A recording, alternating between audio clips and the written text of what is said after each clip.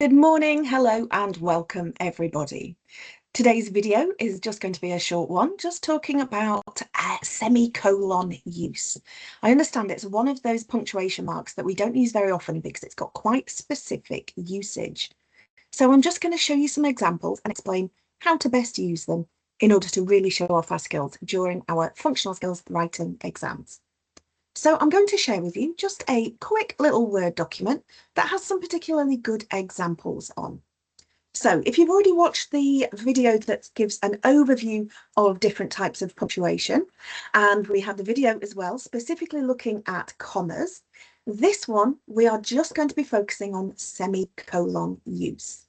So as you can see on the screen here, it says semicolons are stronger than commas, but weaker than full stops. So they're a sort of middle ground between a little pause and a complete stop.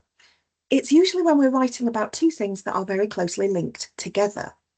So if we look at the first example here, it says it's joining two independent or complete sentences. So two statements that make sense on their own, but we're going to use a semicolon to link them together. So the example here says, I wanted to go for a walk.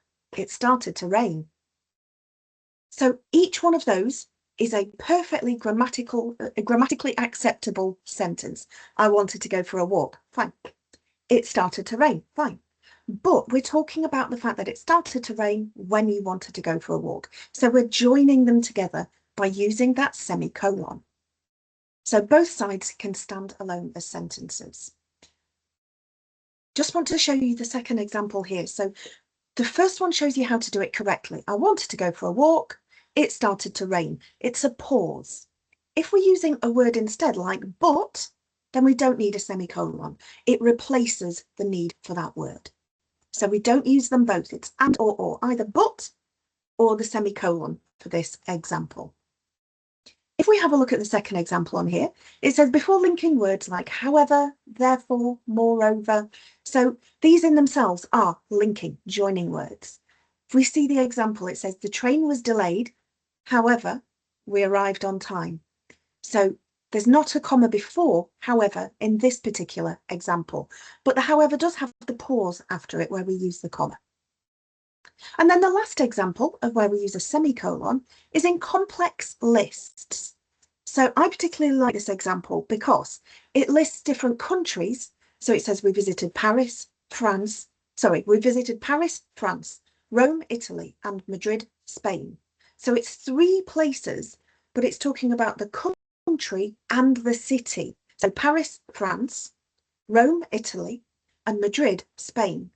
And look, we put commas between the city and the country, but then we use a semicolon between the countries as a whole.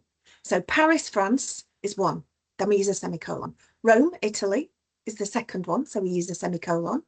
And, because it's the last one in a list, Madrid, Spain.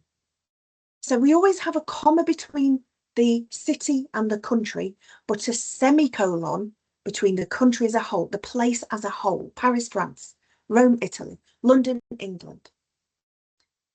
If we have a look at them side by side, you can see when to use a comma and when to use a semicolon. So you could say we stayed inside because it was cold. Or you could say we stayed inside, semicolon, link them together instead of another word. It was cold. She was tired, but she kept working. Or she was tired, she kept working. So in that case, we use a semicolon instead of the word but. And the last example, we invited Tom, Sarah, and Ali. We met Tom, Sarah, and Ali. They joined us later. So you can see that more complex list, we use a semicolon in. So a couple of ways that you can sort of identify when to use them. Think about, is each part that you're talking about a complete sentence? Do they make sense on their own?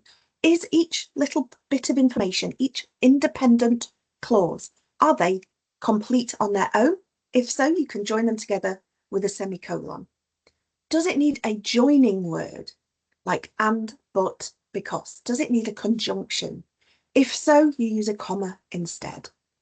And then think about, are you joining two pieces of information together, and one of them is grammatically correct and one is an extra piece of information, a dependent clause. If so, you use a comma instead. So, semicolons. We use them for these three main reasons: to replace conjunctions, so joining words, and, but, however, because. We use them when writing complex lists. And it's usually, as I said, when you're joining two complete sentences, but you want to link them closer than using a conjunction, but also closer than if you wanted to use a full stop. So there's a couple of different ways to use them. Hopefully that should clarify things, just the main difference between when we use a semicolon and when we use a full stop. As always, if you would like a video recording on any specific subject, please don't hesitate to get in touch. I am more than happy just to create a quick little video just like this. And don't forget, if you're wondering about a specific subject, chances are another sub-student will be too, and they may also need help, advice, and a bit of extra guidance. So thank you very much. I'll see you all in the next one.